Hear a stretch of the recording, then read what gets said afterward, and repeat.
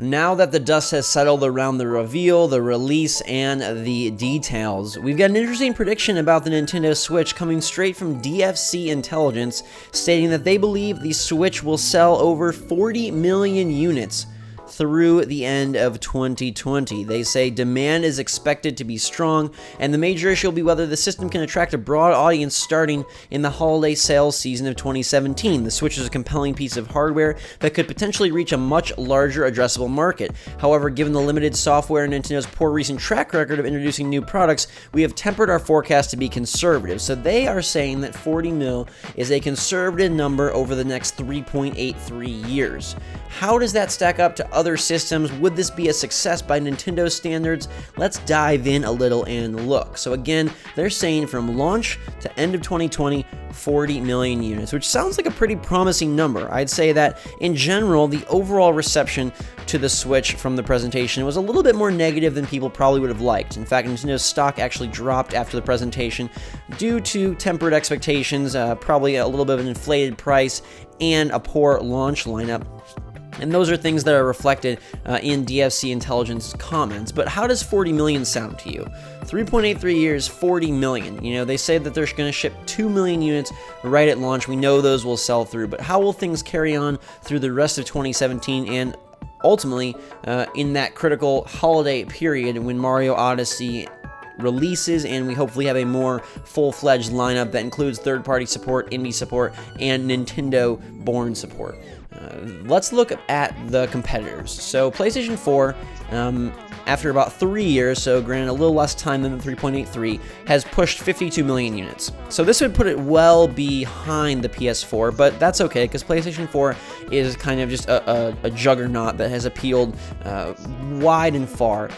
Also, PS4 has 3 separate systems, a Slim, a Pro, and a regular, and this would add all of those together. So we're assuming that in 3.83 years, the Switch will probably just have one SKU, maybe another box that's like a deluxe version.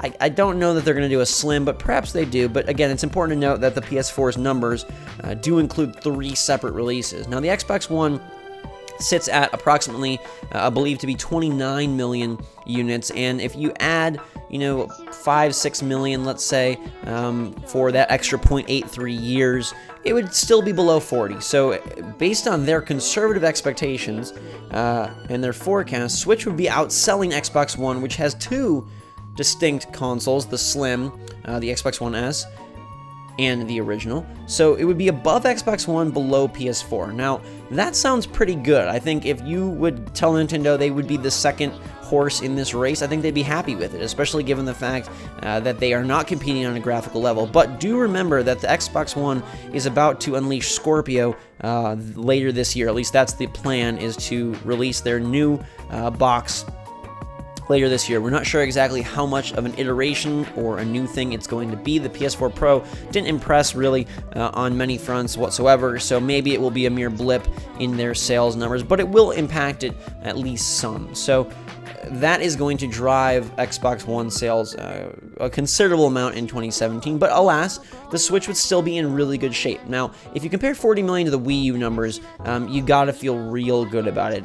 To date, the Wii U has sold about 13.5 million consoles, which is not a lot, and that is over the course of 4 years. In the first 3 years of Wii U life cycle, it sold roughly 10.5 million consoles. So this would be a quadruple, a 400% success over the Wii U, which would be great because the Wii U, was definitely not where they wanted to be, and 4 times sounds like a considerable improvement. Now let's drive back to the Wii, which was by all accounts a really big sales success. The system has sold over 100 million units in its lifetime, and if you look at the 3.83 number, roughly after 3 3/4 years after launch, the Wii sold around 75 million units. So that is quite a bit more than 40. Again, the Wii was a mainstream darling. It was a massive success, especially in that first and second year really in the first 4 years it did gangbusters. So 40 versus 75, kind of a big difference. But again, the Wii exceeded expectations, and the Switch is now under conservative forecast due to the initial response. So 40 million, it actually isn't too bad of a number. I think at first blush you're like, wow, 40 million, that's a lot. And the response on NeoGAF was like, it's not going to sell anywhere near that many. I think people are a little crazy. After playing the system, the proof is in the pudding. It's a great idea, it's executed well, the build quality is phenomenal, and the games Nintendo has are great. So as long as they're able to cultivate an audience, cultivate third-party support, and really build up a base of sales early on and throughout the first year, and again, hit that critical holiday 2017 in stride, I think they will reach this forecast and hopefully exceed it. I think pushing towards those Wii numbers would be ideal, and if they could get anywhere near, the probably 65 million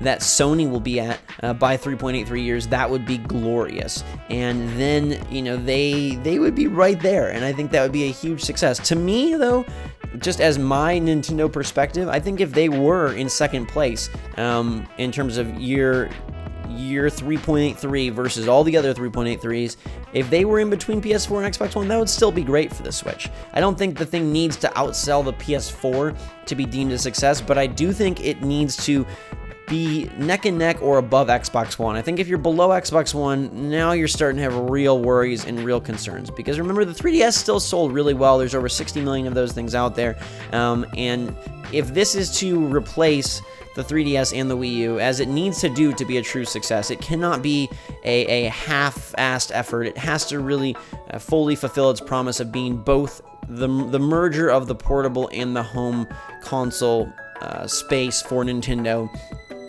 It needs to do this 40 million or more. And I think it's achievable. I think it's good that we're seeing these projections, and I think it's good that 40 million is the conservative number and not the optimistic number, because conservative 40 million, that sounds good, and I think given these numbers, it would be a good spot for it. It's really incredible when you look back at, one, the remarkable sales of the Wii, and two, the absolutely disastrous sales of the Wii U. Again, we're only at about 13.5 million Wii U sales, and that's 4 years running.